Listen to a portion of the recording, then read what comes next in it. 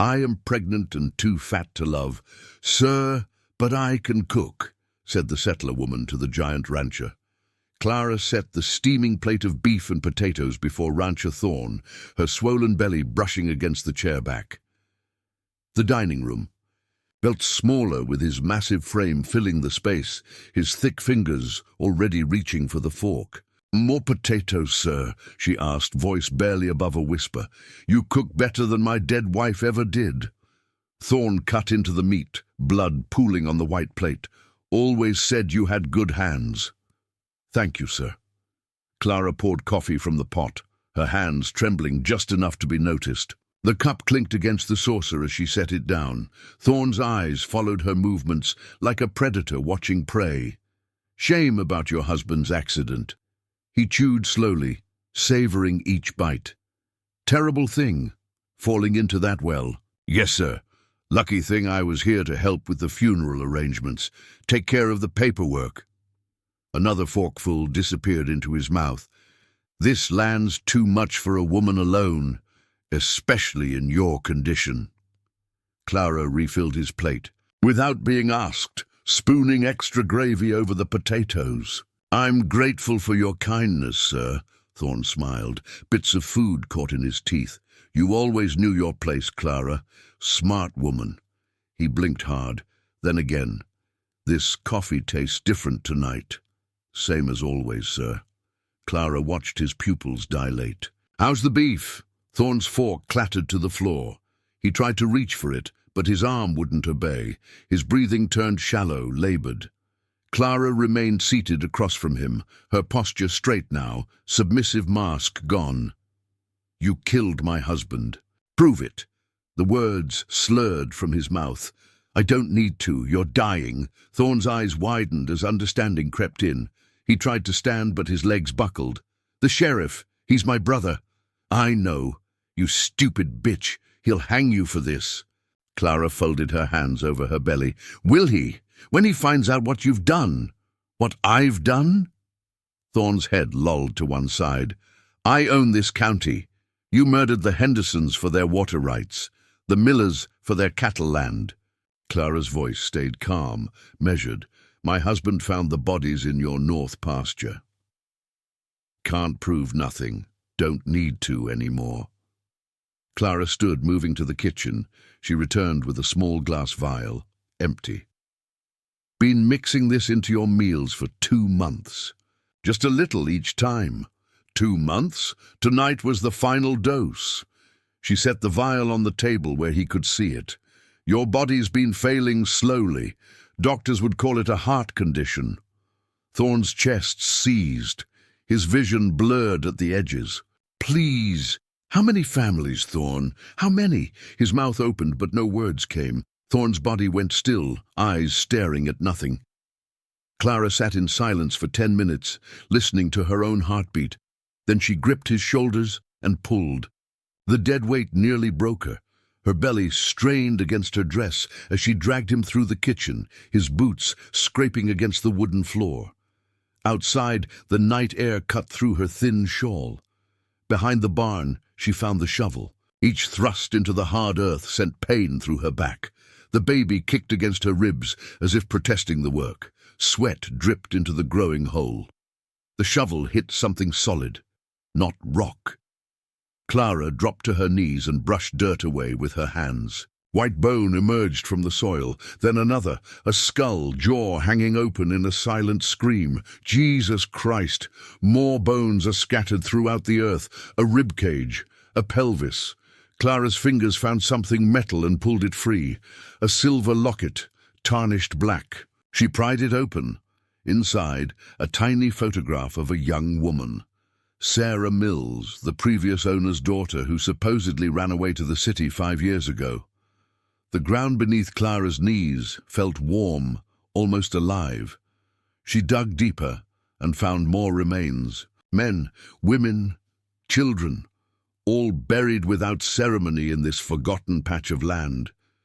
The earth seemed to pulse under her touch like a heartbeat. Whispers rose from the soil, voices she couldn't quite understand but felt deep in her bones. The dead were restless here. Clara filled the grave and returned to the house, dirt still under her fingernails. The floorboards creaked as she climbed the stairs to Thorne's bedroom. Inside his desk, she found a wooden box locked with a small key. The papers inside were stained dark brown. Blood. The first letter was dated 20 years ago, signed by Thorne's father. Instructions to his sons about which families to target, how to make deaths look accidental. The Hendersons, the Millers, the Washingtons, names she recognized from headstones in the cemetery. "Help us!" Clara spun around. The room was empty. "Tell them what happened." The voice came from everywhere and nowhere. Clara's hands shook as she read more letters. Systematic murder for land acquisition. 3 generations of Thornes building their empire on unmarked graves. Don't let them forget. A horse approached outside. Clara stuffed the letters back into the box and rushed downstairs. Sheriff Thorne dismounted, his badge catching moonlight through the window. "Evening, Clara." He removed his hat, suspicious eyes scanning the room. "Is my brother around?" "He left this morning, Sheriff. Said he had business in town. His horse is still in the stable." "He walked. Said the fresh air would do him good." Sheriff Thorne stepped closer, boots heavy on the wooden floor. "You sure about that?" "Yes, sir." Clara kept her voice steady, despite the whispers growing louder around her. "Would you like some coffee while you wait?" "Maybe I should take a look around. Make sure everything's secure." Clara's heart hammered as she realized the truth. Killing. One Thorne had only brought the other circling like a vulture. Sheriff Thorne walked through the house room by room, his hand resting on his gun. Clara followed at a distance, wrapping her shawl tighter around her shoulders. The whispers grew louder with each step he took. "Where's my brother?" "He left this morning, sir. Said he had business in town. His horse is still here. He walked, sir. Said he needed the air." Outside, the sheriff examined the barn. His eyes found the freshly turned earth behind it. He knelt and ran dirt through his fingers. "Been doing some gardening?" "Planting winter vegetables, sir." A shadow moved across the barn wall where no shadow should be. The sheriff's head snapped toward it, hand moving to his weapon. The whispers rose to a murmur, then died. "You hear that?" "Hear what, sir?" Voices. His face had gone pale. "Sounds like..." "Like what?" "Like the dead talking." Clara stepped closer, her voice dropping to barely a whisper. "Maybe they are." The sheriff backed away from the gravesite. More shadows flickered in his peripheral vision. The voices of the murdered families echoed around them, demanding justice. "Your guilt's eating at you," Clara said. "All those families, all those murders. You don't know anything. I found the letters." Clara pulled the blood-stained papers from her apron. "Your father's instructions, your brother's reports. Every killing documented." Sheriff Thorne's gun cleared its holster, but his hand shook. "Give me those. The bones are already talking to the county marshal. Your brother confessed everything before he died. He's not dead. Check his pulse." The whispers became a roar. Shadows circled them both like vultures. The sheriff fell to his knees, overwhelmed by the collective rage of his victims. "Make it stop." "Confess," Clara said. "Write it all down. Every name, every grave. They'll hang me. They should." Sheriff Thorne raised his gun toward Clara's chest. The trigger clicked, but the bullet never fired. Invisible hands wrapped around his wrists, forcing the weapon down. He screamed as spectral fingers dragged him backward toward the mass grave. "Please, make them stop. They're not mine to control."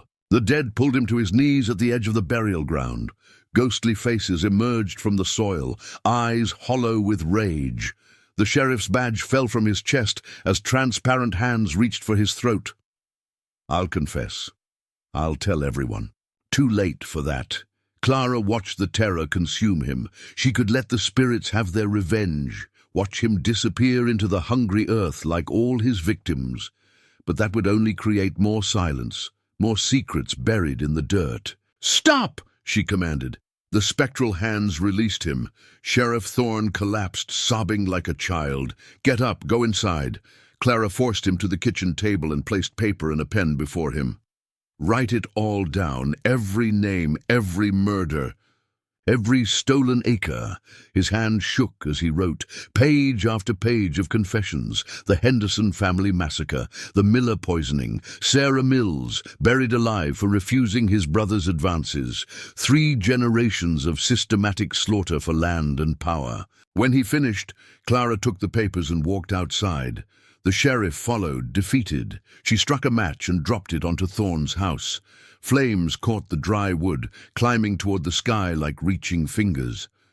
Clara stood before the growing fire and read the confession aloud, her voice carrying across the empty fields. "Let it be known that the Thorne family murdered these innocent people for their land." Each name she spoke seemed to lift something from the ground. The whispers faded to peaceful silence as the dead finally found their voice. Clara's baby kicked inside her as the house burned. New life growing where only death had ruled. She was no longer the broken widow who served dinner in fear. She had become something stronger, justice itself, speaking for those who could no longer speak. The flames danced higher, carrying the truth into the night.